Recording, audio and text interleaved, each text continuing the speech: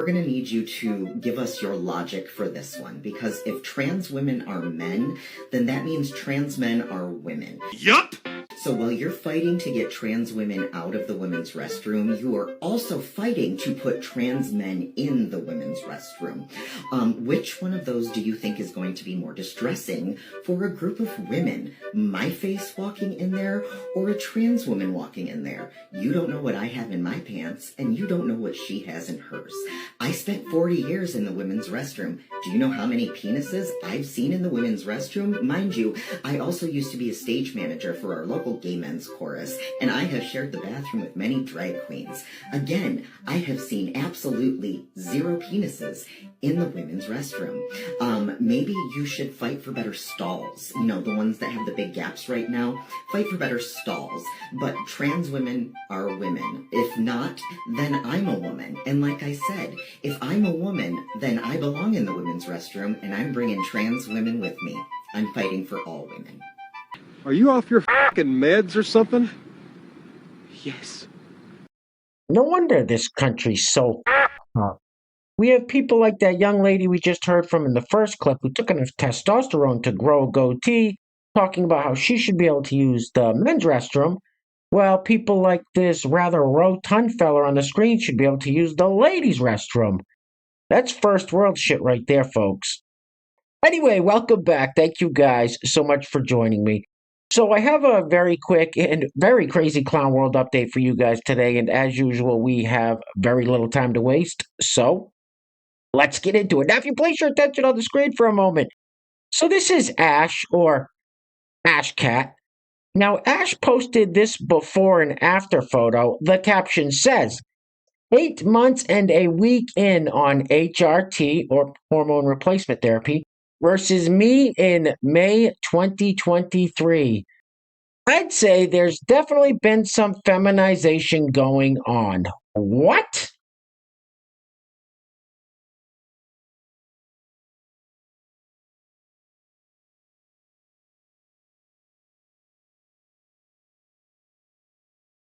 They're the same face! Doesn't anyone notice this? I feel like I'm taking crazy pills! Let's keep it moving with a couple of clips that really highlight the amount of TDS, also known as Trump derangement syndrome, that has taken hold in this country. For example, this first clip we have this soy-infused fella here that says Donald Trump is a pathological liar. Joe Biden was very recently on the Howard Stern show, and almost every word out of his mouth was bullshit. Verifiable, undeniable bullshit. But Trump's the liar. Roll it. So what scares me about the MAGA movement, petrifies me really, is that I can come on here and say that I'm a lifelong Republican, which I am, who's voting for Joe Biden, which I am, because Trump is a pathological liar, which he is, and their only response is that I must be a plant or an op or that I'm getting paid. I'm a stay-at-home dad. I've never made a cent from any social media account ever. But the fact that y'all have been so immersed in your Fox News ecosystem that you can't tolerate a single voice of opposition, well, that scares me because you're not listening. And that is always the beginning of the end. You're a pussy. And for our next example of TDS, we have this old-timer here who is a Vietnam veteran. Respect for that. My dad is also a Vietnam veteran, so thank you for your service, sir. However, he says anyone voting for Donald Trump is a fool and has been conned. Really? Roll it. I won't engage with the MAGA crowd at all because you're not changing my mind, and certainly I'm not going to change yours. But, so what I've decided is, well, it ends up like this. Goodbye, you fools, caused you got conned, doom, doom, doom, doom, doom, by fat, incontinent prick named Don, doo, doo, doo, doo, doo. I hate to tell you that you really got played. Goodbye, you fools. Goodbye. Do, do, do, do, do, do, do, do. That's it. Your song? It's awful. I hate it.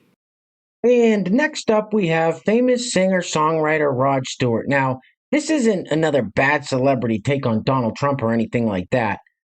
This one has to do with Ukraine.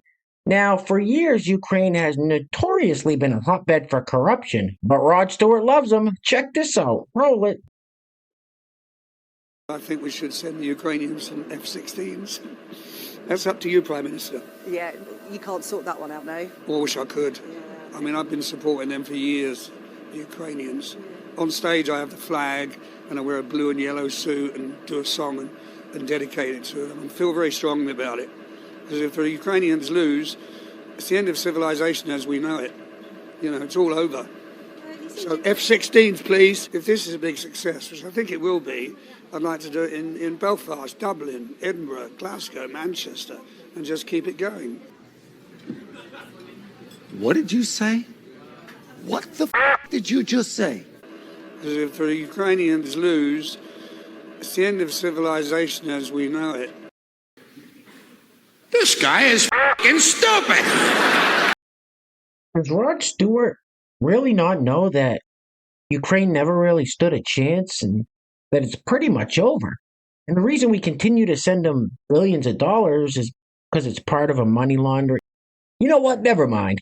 Anyway, next up. So this next clip is probably the most absurd thing we're going to hear today.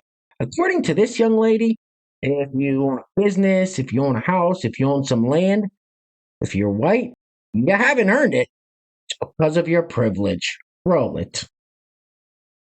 You ever notice how white men just get wildly offended when you confront them with their privilege? They have a visceral reaction to it. How dare you call me out on my ability to not be oppressed because I'm so busy oppressing other people? And what is their first go-to response? Racist. The first thing they want to do every time is call you a racist when you confront them with the fact that everyone else is living a different lifestyle than they are. As if it's just some weird coincidence the majority of them get to own property and wealth like that's just circumstantial. Oh, it's circumstantial, all right. The whole reason you're able to live that way is because you've gaslit yourself into believing that you've earned it. You didn't earn that company, you inherited it. You didn't earn that land, you inherited it. You didn't earn that wealth, you inherited it. It's generational wealth. It's called the patriarchy. Oh, don't give me that liberal bullshit.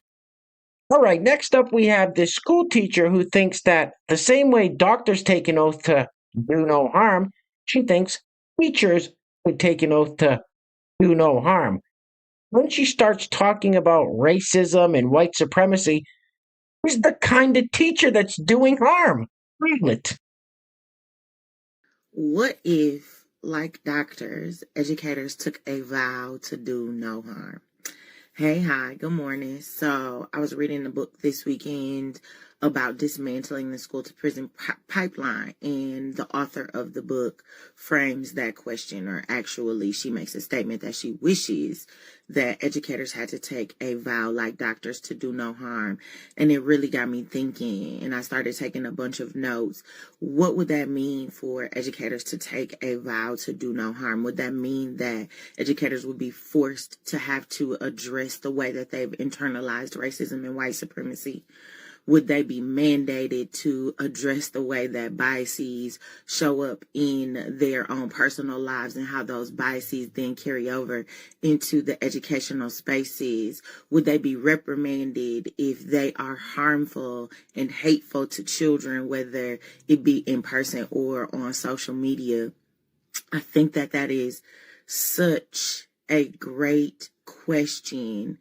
And I wonder how many educators take on the role of teaching from the aspect of not doing any more harm.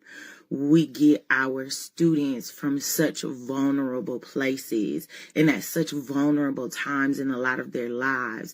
And so what does it mean to show up and pour into them and not do any more harm than what they already face? I think that if you have not made a vow to do no harm to your students, today would be a great day to start. What the hell did you just say? Educators would be forced to have to address the way that they've internalized racism and white supremacy. What the f*** does that even mean? I don't even f***ing understand what that means. That sounds like some bullshit to me. And guys, real quick, before we go any further, I want to give a huge Shout out to the sponsor of today's video. And while I'm doing that, I'm going to let this loop on the screen. You know, I'm beginning to think that not everybody should have access to the internet. Anyway, today's video is being brought to us by our great friend Coda320. Coda320 once again, and as always, sir, thank you so much for your kindness, generosity, and support. It's always greatly appreciated. So once again, today's video sponsor is our great friend Coda320. Now, if you'd like to sponsor the next video and help support the channel, there is a PayPal link in the description box below, and I will say your full name as a sponsor of said video unless stated otherwise by you. All right, I think we've all seen enough of this. I'm not even quite for sure what it is, so let's just get it off the screen, please. Oof.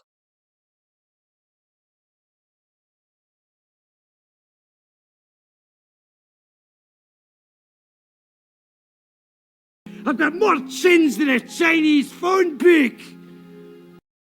Next up, we have this clip that I actually showed in a video a few months ago, but it's making its rounds on the interwebs again, and I just had to show it one more time for those of you that haven't seen it. So this fella's name is Kimmy. Now, he starts out many of his TikToks, not this one, of course, but many of his TikToks he starts out with, "Hey, it's your girl, Kimmy."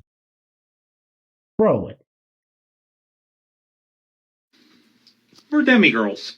Of course I spent the first half of my life convinced I was just bad at being both a man and being trans. We're demigirls.